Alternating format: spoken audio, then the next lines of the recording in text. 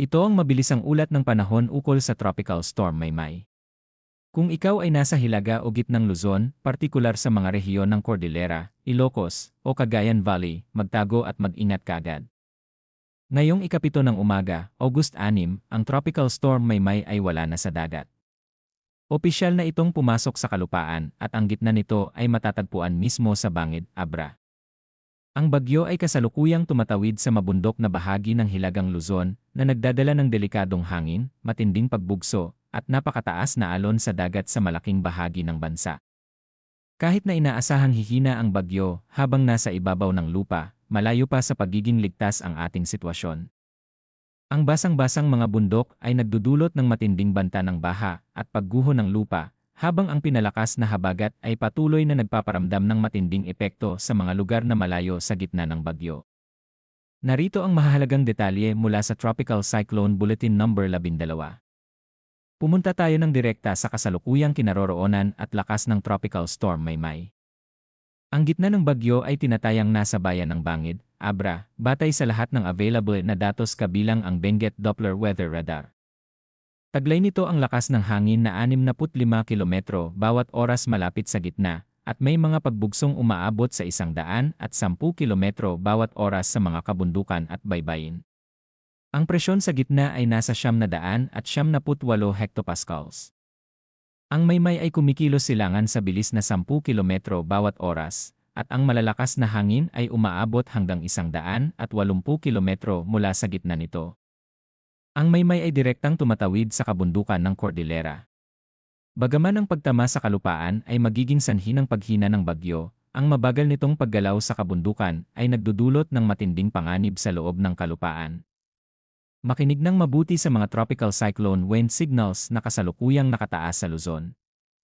Ang Tropical Cyclone Wind Signal No. 2 ay nakataas sa mga lugar na inaasahang makararanas ng hanging may lakas na 62 hanggang 88 kilometro bawat oras sa loob ng 24 oras. Ang mga hangin ito ay nagdudulot ng maliit hanggang katamtamang banta sa buhay at ari-arian. Sakop ng Signal No. 2 ang buong lalawigan ng Ilocos Norte at ang lalawigan ng Abra. Sakop din nito ang hilaga at gitnang bahagi ng Ilocos Sur, kabilang ang Gregorio del Pilar, Magsingal, San Esteban, Banayoyo, Cervantes, Burgos, Lungsod ng Candon, Santa Lucia, Santiago, San Vicente, Santa Catalina, Lidlida, Nagbukel, Sinait, Suyo, Sigay, San Ildefonso, Galimuyod, Quirino, Lungsod ng Vigan, San Emilio, Cabugao, Kawayan, San Juan, Santa, Bantay, Santo Domingo, Tagudin, Santa Cruz, Santa Maria, Narvacan, at Salcedo. Sakop nito ang kanlurang bahagi ng Apayao, partikular ang Conner, Cabugao, at Kalanasan. Sakop nito ang kanluran at gitnang bahagi ng Kalinga, kabilang ang Pasil, Tinglayan, Balbalan, Lubuagan, Pinukpuk, Lungsod ng Tabuk, at Tanudan. At sakop ng Signal No. 2 ang kanluran at gitnang bahagi ng Mountain Province, partikular ang Besao, Tadyan, Bauco, Sagada, Sabangan, Bontoc, Sadanga, Barlig, at Natonin.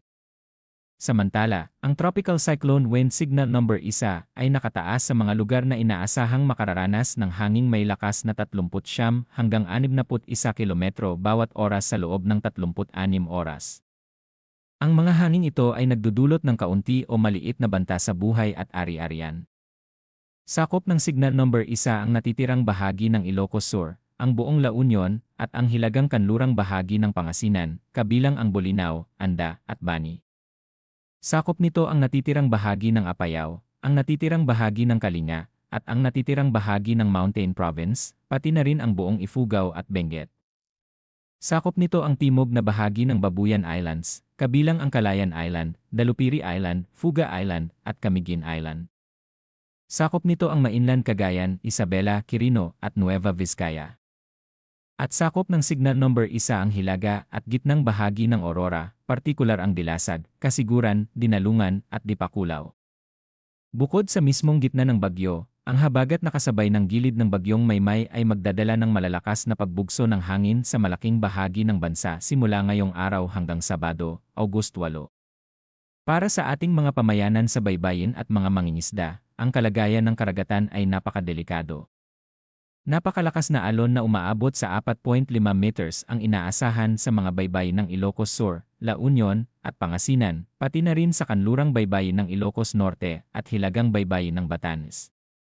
Napakadelikado ng paglayag para sa lahat ng uri ng sasakyang dagat. Ang lahat ng mangingisda at barko ay dapat manatili sa daungan o maghanap agad ng ligtas na masisilungan hanggang sa kumalma ang hangin at alon. Malalakas na alon na hanggang 4.0 meters ang forecast sa natitirang baybayin ng Batanes, mga baybayin ng Babuyan Islands, at hilagang silangang baybayin ng Mainland Cagayan.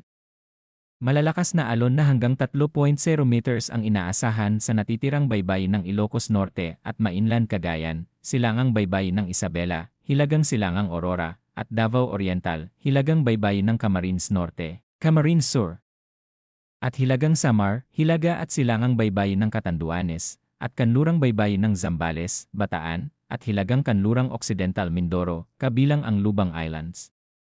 Ang mga may hawak ng maliliit na bangka at motorbangka ay pinapayuhang huwag munang pumalaot. Katamtaman hanggang sa malalakas na alon na nasa 2.0 hanggang 2.5 meters ang makakaapekto sa malawak na bahagi ng Aurora, Occidental Mindoro, Polillo Islands, Albay, Sorsogon, Silangang Samar, Palawan, Romblon, Masbate, at iba pang baybayin sa Visayas at Mindanao. Ang mga maliliit na bangka ay dapat mag-ingat ng husto at iwasan ang pumalaot kung posible. Narito ang pangkalahatang ulat sa direksyon at lakas ng maymay sa susunod na 24 hanggang 48 oras. Sa pinakabagong forecast track, ang maymay ay patuloy na tatawid sa kabundukan ng Hilaga at gitnang Luzon ngayong araw bago lumabas sa silangang baybayin ng Isabela o Cagayan. Inaasahang patuloy na hihina ang maymay habang gumagalaw sa kalupaan. Hihina ito at magiging isang tropical depression ngayong umaga at maaaring maging isang remnant low na lamang ngayong hapon o gabi. Gayunpaman, dahil sa matinding epekto ng kabundukan, mas maagang paghina ang posibleng mangyari. Ang matitirang sirkulasyon ng maymay ay gagalaw timog silangan hanggang sa tuluyan itong makain o mahigop ng mas malaking bagyong dolphin. Napakahalagang tandaan na ang mabibigat na ulan at malalakas na hangin ay maaari pa ring maranasan sa mga lugar na nasa labas ng landfall point at labas ng forecast cone. Huwag ibase ang iyong paghahanda sa kung saan lamang iginuhit ang linya ng bagyo. Kung ikaw ay nakatira sa matataas na lugar sa Cordillera o sa mga mabababang lambak sa Ilocos at Cagayan Valley, maging alerto sa biglaang pagguho ng lupa at mabilis na pagtaas ng baha. Huwag subukang tumawid sa umapaw na ilog o baha-bahang kalsada. Manatiling nakatutok sa mga opisyal na ulat mula sa Pag-asa at sundin ang lahat ng tagubilin ukol sa kaligtasan mula sa inyong local disaster risk reduction and management councils. Ihahatid namin sa inyo ang susunod na ulat sa oras na ito ay maging available.